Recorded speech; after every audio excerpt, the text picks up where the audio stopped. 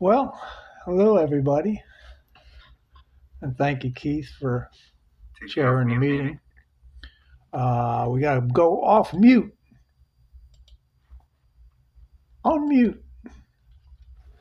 Technology. I'd like to live on a desert island where there was no technology. Take a little while to get used to that, wouldn't it? Did I ever mention? I'll go off on a tangent here. One of my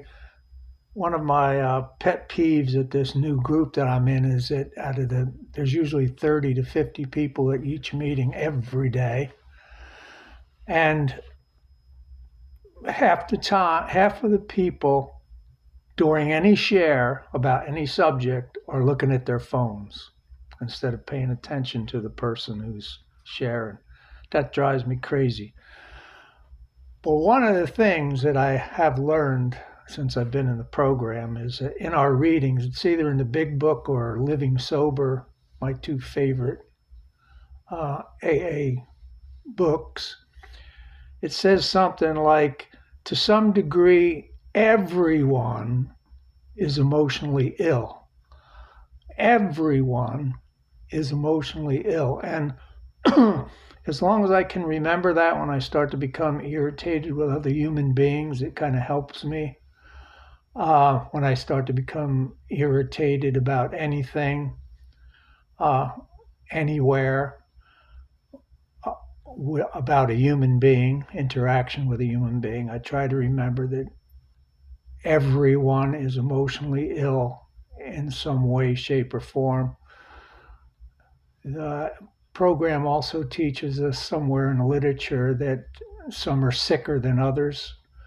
So we have people who are totally non-functional in our society. They might even be, put away someplace for their own safety and for the general safety of the population. But most of the mental institutions have been closed down, like Greystone, and many others. And those people who would have been institutionalized for their mental illness are out walking among us. And they're supposed to be on medication, but the bipolar people, for example, that I've known in the program seem to have a tendency to, once the medication makes them feel better, they decide they don't need the medication anymore, and then they go back into the roller coaster ride. So I try to be sympathetic and tolerant and patient with other human beings these days, which is something that I had no ability to do that before the program. I would fly into rages. I would get physically violent with people, which is dangerous for me and them. Even though sometimes I feel in a program, in a meeting, that I'm in like a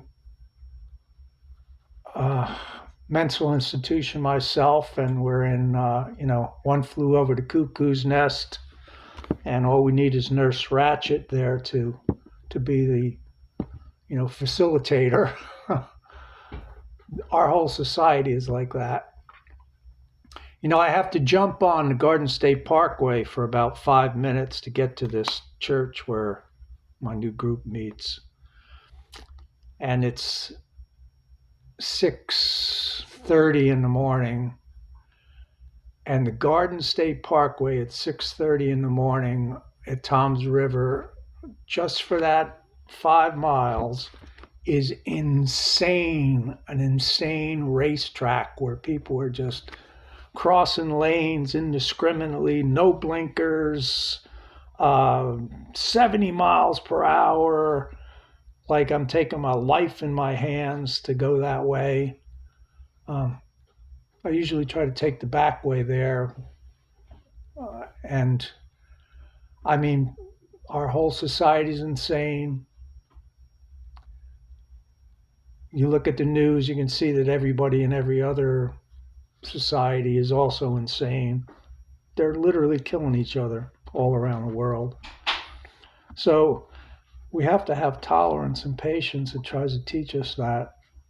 Um, and also, one of the other things I heard that's helped is this saying, "Hurt people, hurt people," which basically means that the people who are suffering from trauma, childhood trauma, they act that out. I've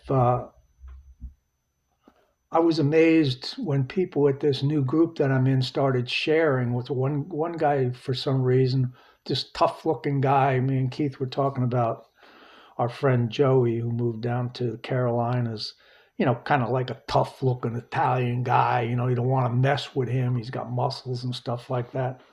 There was a similar guy in this my new group, and he's sharing one day, and he's sharing about how he was sexually molested as a young man by an uncle.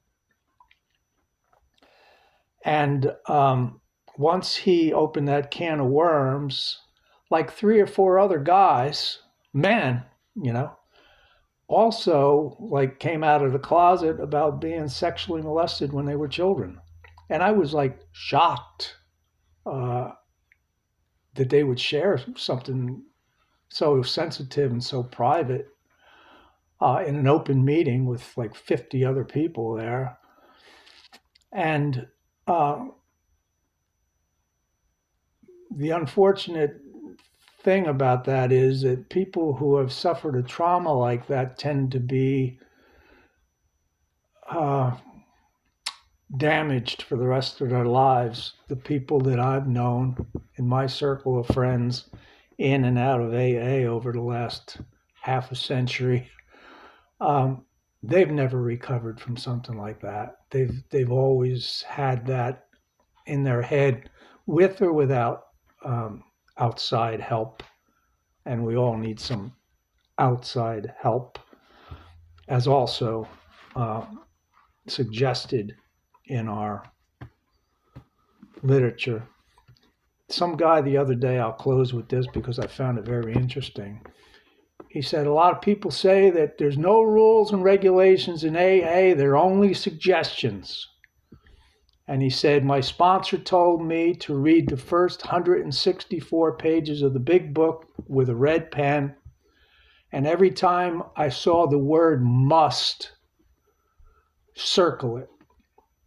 So I did that. And the word must appears 69 times in those 164 pages. So when I see a suggestion that AA gives us, I think of it as a must. You must do these things. And as much as I've resisted and thrown my own tantrums and said I'm never going to do that. I'm not going to do this. I'm not going to make amends. I'm not going to do a inventory. I'm not going to do this. I'm not going to do that. It turns out over the years that I had to be forced, beaten into submission. And it would have been so much easier if I had just taken all those suggestions right at the beginning instead of trying to resist. My advice for anyone who's listened or any newcomer who should ask for my advice is to just follow the instructions right from the beginning. It'll be so much easier for you. Thanks for listening. Thank you, Steve. Appreciate the share.